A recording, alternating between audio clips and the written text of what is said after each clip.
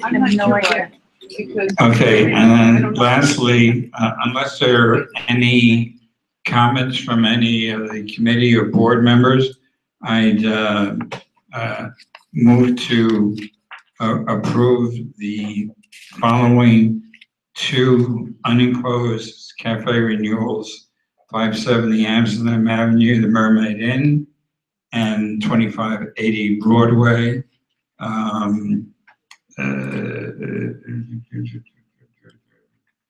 For the name, let's see, what's the name of it? Anybody? No. If you need the, if you don't need the name,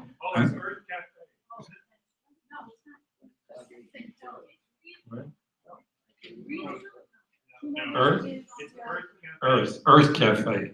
So approval on the unenclosed renewal of Earth Cafe. All those in, call the question, all those in favor, please? No. This is a bundle, 570 Amsterdam and 2580.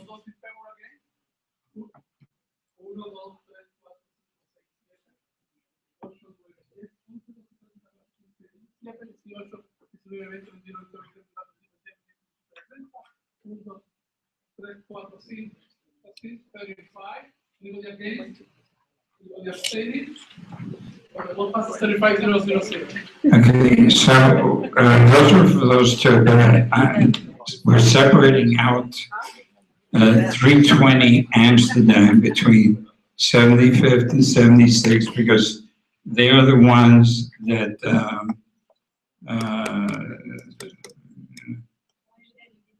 okay, so they're the ones that I'm sorry.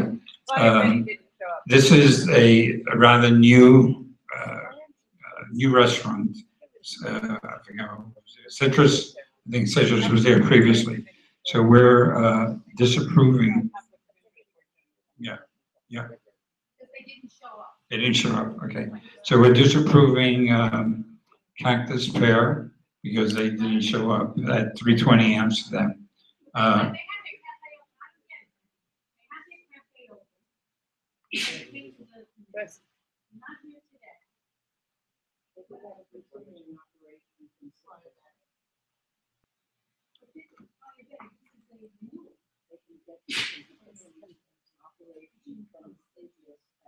For 1 month, right?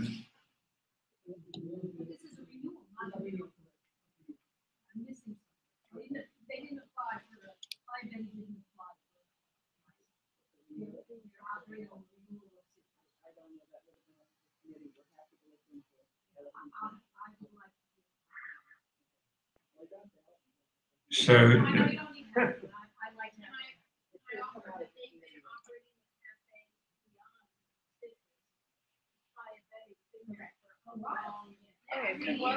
Oh, even before Citrus, there was a sidewalk cafe there.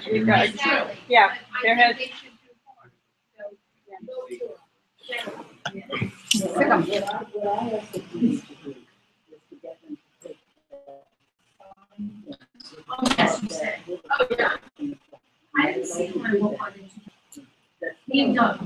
so we're always telling, in fact, they're tired of seeing me walk down the street because I'm always telling them to put their signs behind the barricade. Okay, we should move on. Well, all I can do is tell them every time I go by. Can we call the question? Oh, sure. Does that have to do with sun-kissed sun lotion? No. No, just, you should know that Playa Babies is opening a comedy club this week. Right. They have a public assembly permit at the lower level.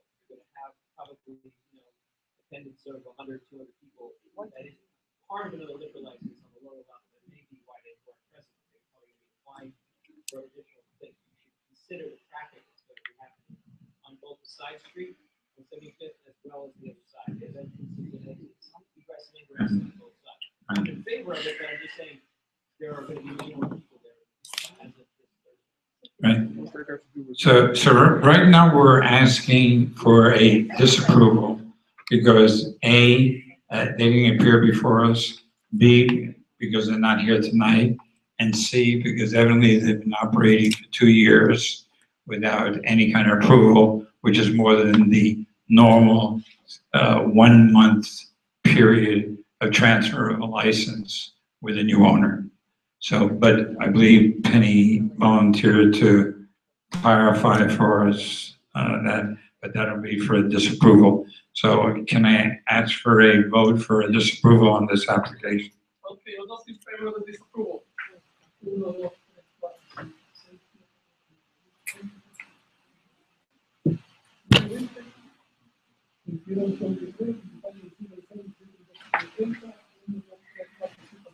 Six against? Abstaining? 1. So the vote passes 36-0-1-0. And lastly, a enclosed cafe renewal for High Life Bar and Grill. So the bar and grill has been on that corner location forever. 1991. 91, forever. And it was prior to our reexamination of enclosed cafes and side street cafes. So since that, it basically was grandfathered in. So they have both a enclosed side street cafe and an unenclosed Amsterdam unenclosed cafe. So enclosed and unenclosed, and we're right now looking for. We're looking for. You don't need the mic. Of the enclosed cafe on. Yes. So the heading says enclosed cafe. The text says unenclosed. It's a mistake. And it just said they have one of each. So what is this? So, It's an enclosed, it's a mistake on the text. so it's enclosed because the minute, the agenda for BCI was the approval of the enclosed cafe, which is the side street between 82nd and 83rd Street. Correct. So the resolution voting sheet is, should reflect that it's for the enclosed sidewalk portion of the High Life. Okay. Any other questions or clarifications? Seeing none, call the question, please.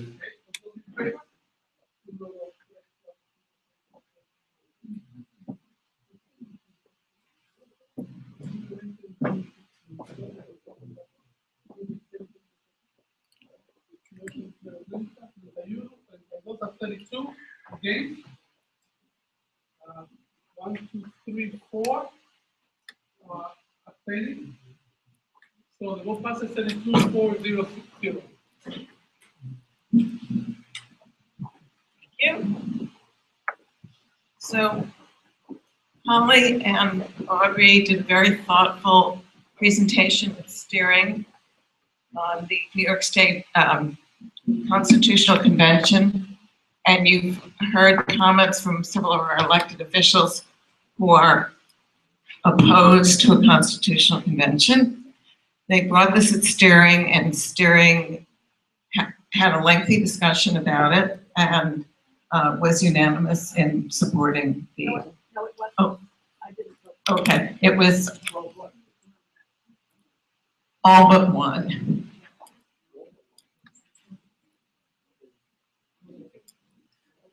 Okay, so I'm not gonna be redundant because as stated earlier, we had 2 elected officials who basically opposed the New York State Convention. And so as you know, in November 7th, there will be a question in the back of the ballots for the voters as to whether or not we should have a New York State Convention. And because of the complicated issues that are involved in a short period of time, Audrey and I had did a lot of research on this, and we felt that it was very important to bring it before the board in order to let everyone know that this was the issue that we should basically address, as far as making sure that the public is aware as well. And, I'm sorry, a lot of the public has left, but, there are a lot of issues, again, that impact all of us as voters. And so therefore, again, for the sake of time, if you look at the resolution here that was written, we outlined our position basically during the steering committee where we reviewed it. We worked together on writing up this resolution. So we put the following facts for your consideration proposing this resolution. That there's 2 ways of amending the New York State Constitution, through the Assembly and through the Senate. I'm just gonna briefly go through it. And then number 3, under the article, section 2 of the New York State Constitution, you can have a referendum on whether or not to call the New York State Constitutional Convention on the ballot, which is done every 20 years. The last one was done in 1967. As a result, the referendum will state there should be a convention to revise the New York State Constitution and amend the same. If you go down to C, again, it stated that there is a referendum. If it's passed on November 7, 2017 of this year, then we, the voters of each New York State senatorial district, which again was mentioned by Senator Hoylman and Benjamin Bryan as well, Brian Benjamin rather. So I'll just go down to D. And I don't want to again reiterate what was said earlier, but basically again, we have no idea who will be elected as delegates, and that's a major issue. So number 4, we stated that Community Board 7 prefers amendment via the legislative process rather than amendment via constitutional convention, which Manhattan Community Board 7 considers a flaw. So basically it's dealing with the process. And so the vote was at the committee 12-1-0-0, and non-committee board members, the vote was 1-0-0-0. So therefore, we say that Community Board 7 resolves to oppose convening a New York State Constitutional Convention as proposed in November 7, 2017 referendum. Audrey, do you want to make some comments or statements? Just very briefly, some people want a convention because they hope that New York City will get a home rule or that a method will be devised to stop gridlock in Albany. Some people oppose, and there are other reasons too. Some people oppose a convention because they fear that the provisions that they like, such as the mandate to care for the needy or to protect the Adirondacks, will be eliminated. So there are pros and cons on issues, but the steering committee felt that process was the problem, and therefore as a result of our very interesting conversation at the steering committee, the resolution that you see was redrafted to reflect as best as we could what the steering committee's comments were. So, thanks. I was at the steering committee meeting and was a participant in a very robust conversation about this. And I'd just like to compliment Holly and Audrey for providing what now I consider to be a beautiful resolution. Very clear and on point and very much within what we should be focusing on. And I very much support it and I appreciate it. And thank you for bringing this whole issue to my attention because I've been talking to everybody I can about it ever since you educated me. Thanks. I just wanted to note that it looks like the program, the panel at the Women's City Club on Thursday at Fordham Law School should be fabulous. The County Lawyers Association is also doing a panel later this month. There have been panels since the spring, repeatedly. Every political club in town has had a panel. So thank you all. And my experience with the steering committee, having brought issues in the past, has always been very enlightening to get everybody's. I support the resolution. I wanted to make two observations. One of which I was going to make that Senator Hoyland made, which was the expense of this constitutional convention. Our Constitution currently provides that the delegates receive the same salary as an assembly, which is the base salary is $79,500. That's 204 delegates. That's $79,500. That's 16,280,000. So it's not a negligible amount. And then they have the right, without limitation, to hire staff. Sure. My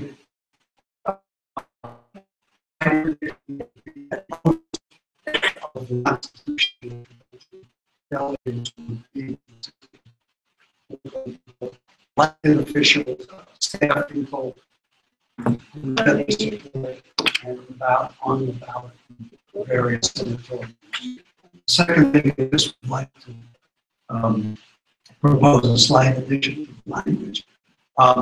In order for the Assembly and Senate to put a constitutional amendment before the public, it has to be passed in two successive legislatures, and just the resolution is unclear. It just says the Assembly and Senate pass. But so I would ask you to add passed by two successive legislatures, and that's significant because it accounts somewhat for the changes in successive legislatures, and it generally gives a lot more time for the public to become familiar with it and have input in the process. Thank you. And so with those two observations, I do support the reason. Call the question? Those in favor, please?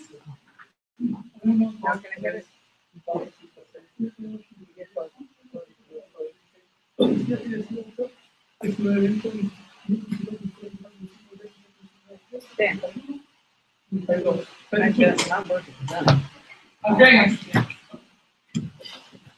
Abstaining? 1, 2, 3. So the vote passes 32-030.